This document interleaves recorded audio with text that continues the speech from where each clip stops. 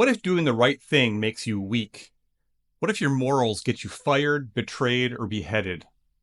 What if being loved is a liability and being feared is your only real insurance?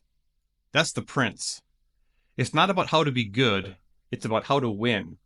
How to rule when people lie, cheat, backstab, panic, and sell you out the second things go sideways.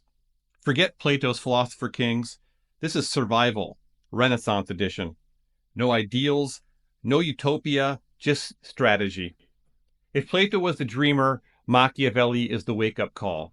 And once you've read him, you never look at power or people the same way again.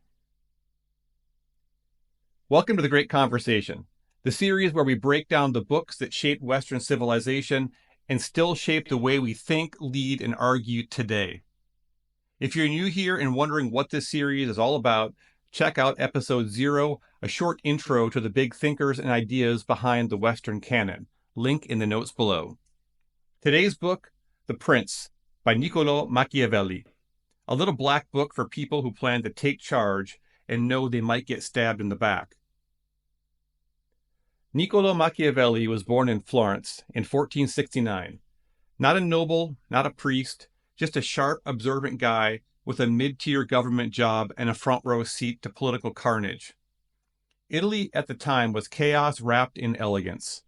Not a unified nation, but a mess of city-states. Florence, Venice, Milan, Naples, the Papal States, each with its own army, spies, and blood feuds. Wars were constant. Alliances were temporary. Assassinations were policy. Machiavelli rose through the ranks as a diplomat for the Florentine Republic. He negotiated with kings, popes, mercenaries, even with Cesare Borgia, the son of Pope Alexander VI, and one of history's most polished psychopaths. Borgia had style, vision, and a body count. Machiavelli admired him, not for his morality, but for his precision. Then came 1512. The Medici family retook Florence. Machiavelli was accused of conspiracy, imprisoned, tortured, and exiled. He lost his job, his influence, and his platform. So he did what any bitter, brilliant man with no future and too much time would do. He wrote The Prince. The Prince is short, barely 100 pages, but it punches far above its weight. It's not abstract philosophy, it's not theory, it's a political survival guide. Machiavelli's goal was simple: describe how power really works.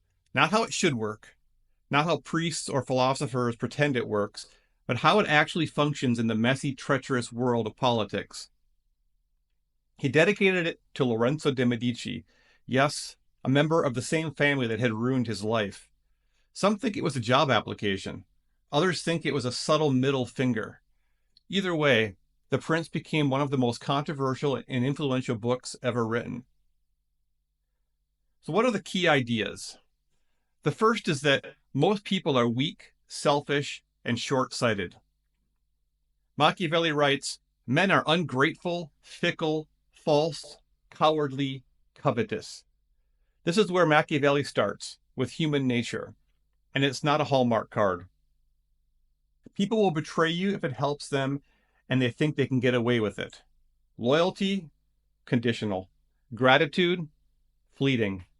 So if you want to survive, let alone rule, you have to plan around that. Assume that people are self-interested, not always evil, but rarely noble.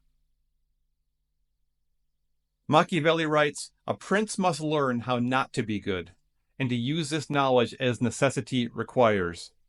Here's where people start clutching their pearls. But Machiavelli isn't telling you to be cruel for fun. He's saying, rules don't apply in emergencies.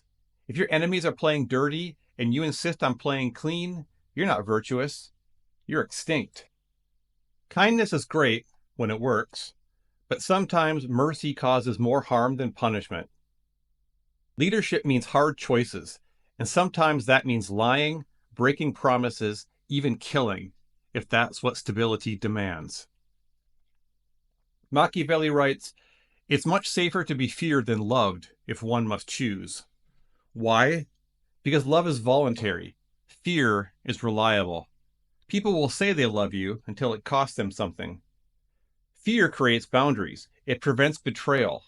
But, and this is crucial, never be hated.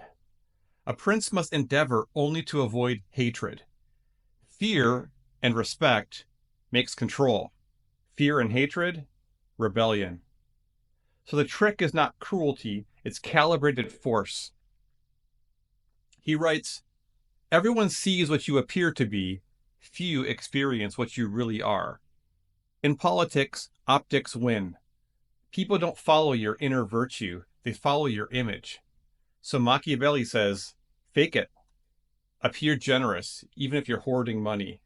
Appear devout, even if you're calculating every move. Appear merciful, even when your enemies disappear at night. The point isn't to deceive everyone forever, it's to control what they think they know. Does this sound familiar? Think of politicians who break promises but still get reelected. Think of billionaire CEOs who fire thousands and then post selfies with inspirational quotes. How about influencers who build entire brands around authenticity on a set with ring lights and ghostwriters? Or corporate managers who support the team until layoffs happen and they start using words like headcount optimization. That's Machiavelli in action. You don't have to like it, but if you ignore it, you lose to someone who doesn't. Even the concept of personal branding, managing your own narrative, is Machiavellian at its core. Project confidence, control your story, hide your weaknesses. Make sure you're playing the game, or you're being played. After his death, Machiavelli's name became almost a curse word. Machiavellian means manipulative, dishonest, ruthless. Church officials hated him. So did idealists. Even Shakespeare turned him into a stock villain. But here's the thing. Machiavelli wasn't pushing tyranny. He was describing reality. He believed that republics were ideal, even when he wrote a whole book on it. But when things fall apart, you need someone who knows how to survive the fall. So is Machiavelli evil? No. He was honest in a way that made people uncomfortable. The Prince is one of the founding texts of modern political science. It stripped away the religious and philosophical noise and asked, what actually works? Its fingerprints are everywhere. Hobbes took Machiavelli's realism and ran with it. Napoleon read The Prince obsessively, and they say he even kept a copy under his pillow at night. American campaign strategists quote Machiavelli without even realizing it. And it's not just politics. You'll find Machiavelli in business books, military doctrine, marketing strategy, even dating advice. Because anytime someone tells you to read the room, own the narrative, or control the frame, you're hearing echoes of Niccolo. So here's the one idea to remember. In a corrupt world, it's not enough to be good. You have to be smart. This doesn't mean you have to be cruel, but you do have to be realistic. Machiavelli doesn't teach you how to be a villain. He teaches you how to survive. And maybe do some good without getting eaten alive. So, what do you think? Is The Prince a monster's handbook? A user's guide for tyrants? Or is it a mirror, showing us what leadership really looks like when the mask comes off? Would you follow a leader like this, or become one? Let me know in the comments.